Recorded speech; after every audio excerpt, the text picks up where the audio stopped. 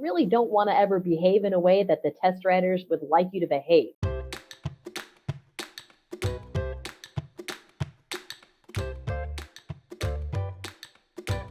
What makes text completions and sentence equivalence so challenging on the GRE? A couple of things factor in here.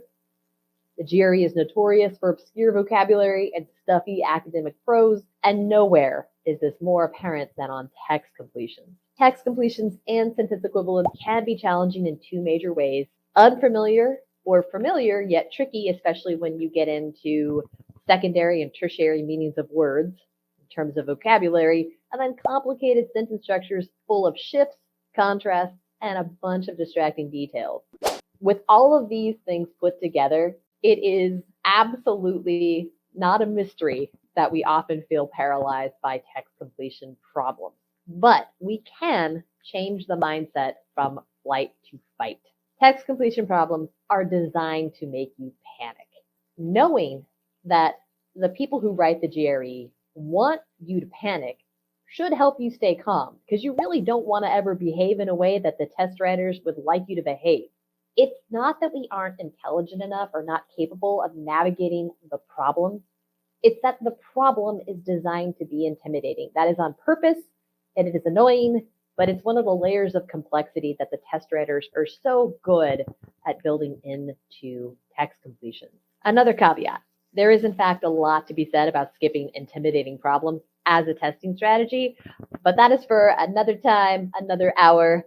That is a whole other thing to talk about, because yes, skipping sometimes is the way to go, but we're going to focus on fighting through today, because the highest performers on verbal sections are the students who commit to digging in and engaging with the prompts for a reasonable amount of time. Of course, pacing is always part of this, and you can't spend 5 minutes on a text completion.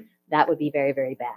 Text completion problems are really like puzzles. They are difficult, but they are solvable. There will never be ambiguity on an ETS GRE test, which means there is a logically correct solution to every problem. And the first thing that might help you arrive at that logically correct solution is simplifying. So we're going to take a look at a line that is delivered by Bilbo Baggins as an example of something that is complex, but can certainly be simplified. I don't know half of you half as well as I should like, and I like less than half of you half as well as you deserve. How can we untangle this silly line to make it easier to understand? Ideally, I'd like to have it be cut up into pieces and then interpret that piece one bit at a time. That's all about simplifying. So this first part, I don't know half of you half as well as I should like.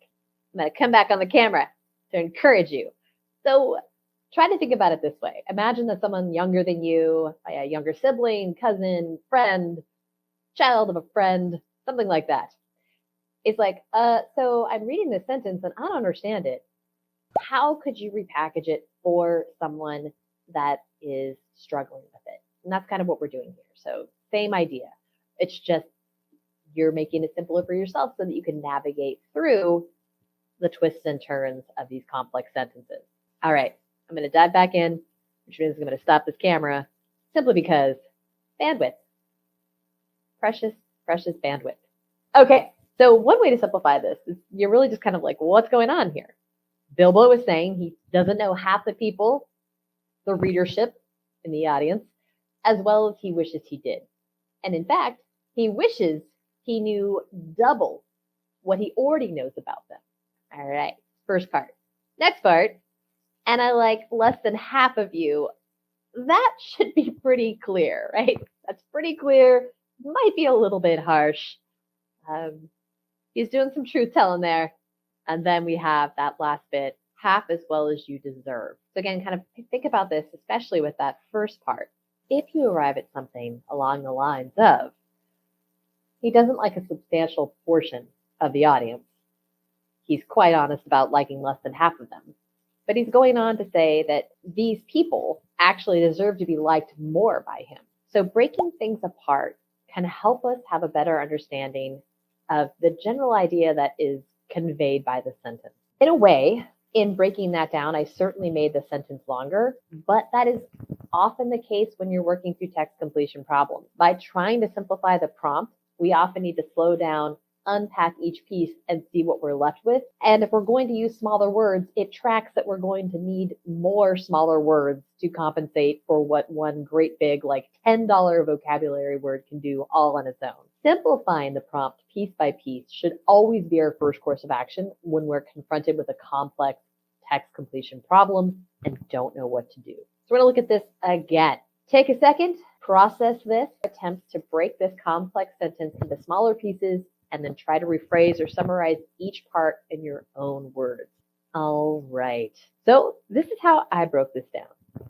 That first part, while the enterprise of scientific inquiry has on the whole pivoted sharply away from the province of spiritualism, I simplified that to basically be science has become less spiritual. Second part, quantum physics appears to be in retrograde. And now this is where you might get kind of caught up on like, what does retrograde mean?